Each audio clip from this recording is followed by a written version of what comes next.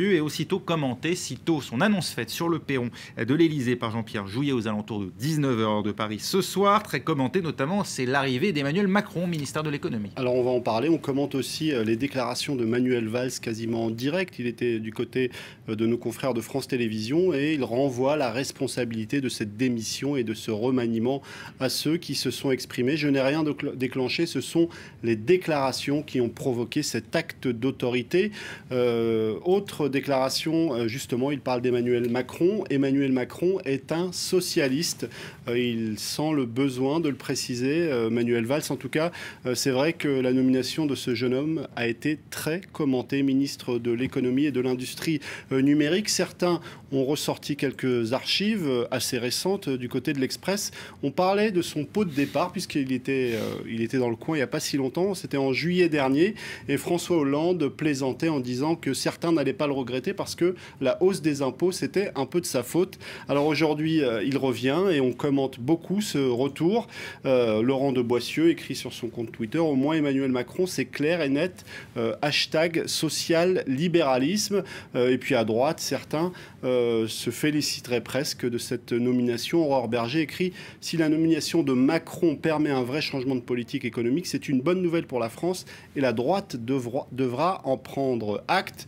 Alors par contre, il y en a certains qui ne vont pas apprécier. Philippe Corbet écrit: Macron à l'économie et à l'industrie, les frondeurs vont adorer.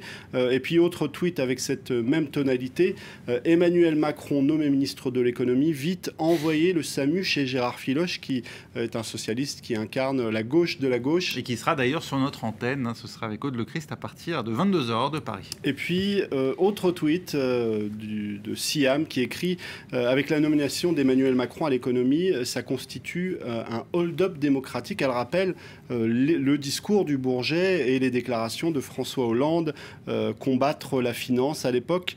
Alors ça fait plaisir, semble-t-il, du côté des Britanniques. En tout cas, pour la correspondante de Vie économiste, tout ça est une excellente nouvelle avec l'arrivée d'Emmanuel Macron à l'économie. Pas sûr que ça facilite les affaires de Manuel Valls avec sa majorité, ce type de commentaire de l'éditorialiste en chef de The Economist, quand il s'agit évidemment de parler de la France. Très commenté également, c'est l'arrivée de Najat Vallaud-Belkacem à l'Éducation nationale, Karim. Alors on en parle notamment sur le site du Monde et c'est vrai qu'il y avait presque autant de tweets sur cette arrivée à l'Éducation nationale que sur celle d'Emmanuel Macron du côté de l'économie. Alors déjà, c'est une première. Pour la première fois, une femme à la tête de l'Éducation nationale, peut-on lire sur ce tweet de Flash Press.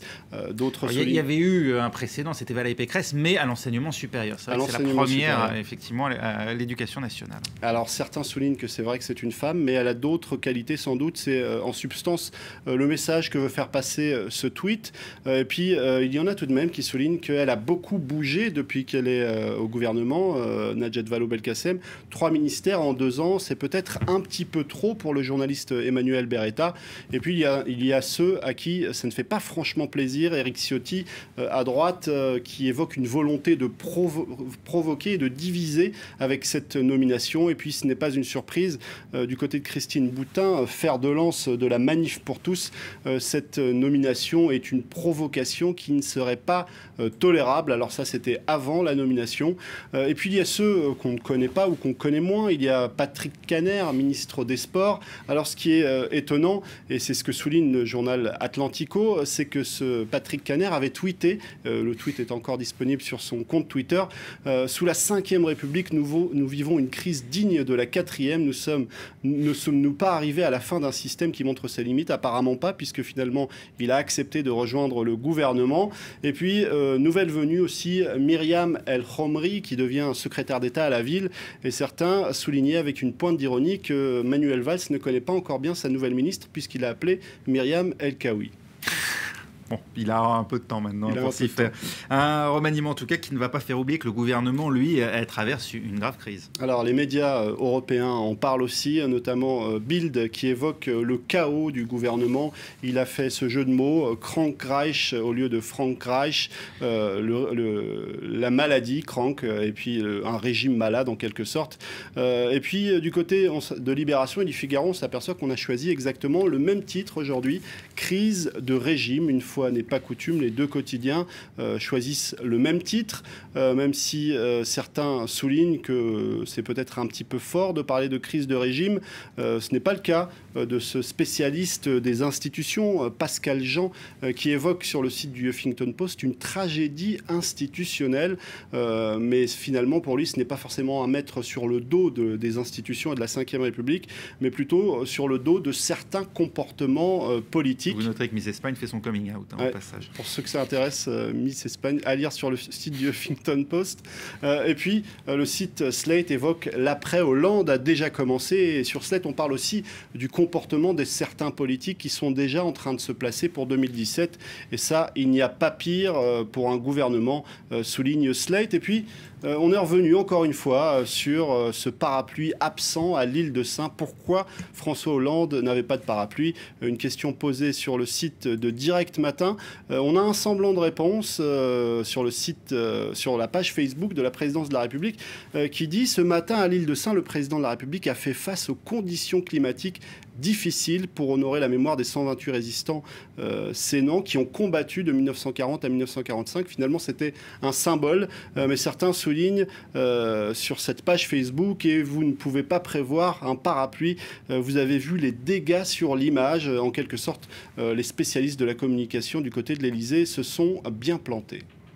On a peut-être le temps rapidement pour évoquer ce qui se passe aux États-Unis, à Ferguson, où après la mort de Michael Brown, cet adolescent noir donc tué, abattu par la police au début du mois, eh bien le policier lui récolte plus d'argent que la famille de la victime. Alors c'est étonnant, c'est ce que souligne le site Quartz.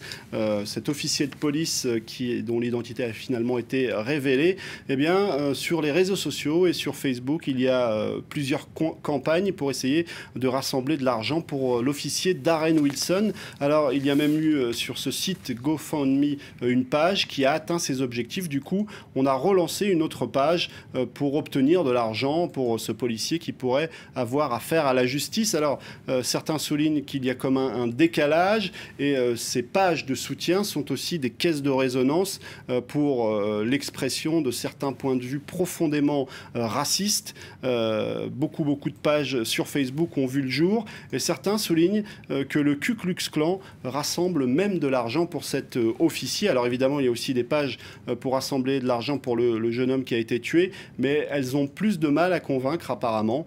En tout cas, il y en a deux qui rassemblent un certain nombre d'internautes qui donnent de l'argent pour la famille du jeune homme qui a été tué il y a quelques jours déjà. Merci Karim, restez avec nous dans un instant. La météo, on se retrouve juste après pour la suite de Paris Direct.